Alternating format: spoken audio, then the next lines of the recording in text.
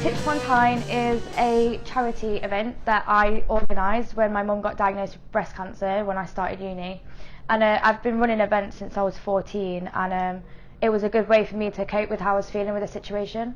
So got in contact with the Cluny, and it just kind of snowballed from there and turned into this massive punk night. It's really, really good, to be fair. I never thought it would be to this level. It's insane, to be honest. So it was just before I moved to uni. I actually, ironically, moved to Newcastle because it was far away from Nottingham, and which is where I'm from. And yeah, my mum got the diagnosis, and I was going through a really shitty relationship, no friends here, just generally in a really bad place. And this was my way of venting. Some people go to the gym. I decided to give myself even more stress and organise an event. And yeah, we raised quite a bit on the last one, so, and the demand for it has just been there as well, because Newcastle's rowdy, so they want nights like this where they can just not give a fuck. Yes. Me mum as well, actually.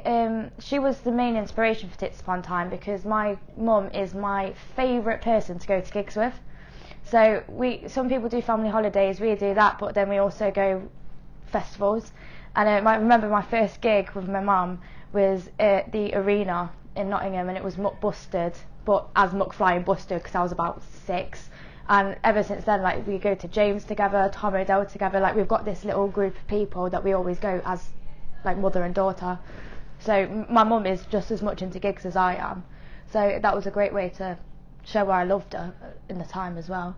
Right, so tonight we've got 3 of the rowdiest bands in Newcastle playing.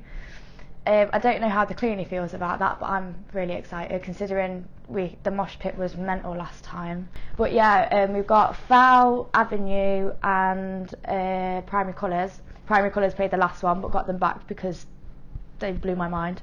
And we've got the all-girl band Venus, because I think it's important to have male bands on as well, because feminism isn't, girls in the music industry isn't going to just happen if guys don't get on board and support it. So it's everyone supporting a female headline. So it's dead nice. But yeah, tonight's going to be very, very mental is probably the best way to describe it. I hope to achieve for Tits Tyne, I want to raise a lot of money. Obviously that's the primary goal. But personally as well, I want people to take me seriously as a female promoter. I've only just turned 20 and people have their doubts about me. And it's just kind of a stick it to the man if you want. Just, yeah, you doubted me, look what I'm doing. Not only am I doing it and kicking ass as a woman in the music industry, I'm also doing it and raising shit tons of money for breast cancer. And also to make my mum proud as well, because it is literally, she's the core of the whole thing for me. Since I started Tits Tyne, breast cancer has obviously been a big thing in my life. And the one thing I've realised about talking to a lot of people who really support the cause and what I'm doing from their stories is that cancer isn't just this horrible thing. Well, it is this horrible thing, but there's so much that comes with it. So my mum only had stage 1, and compared to a lot of other people's experiences, it was very easy.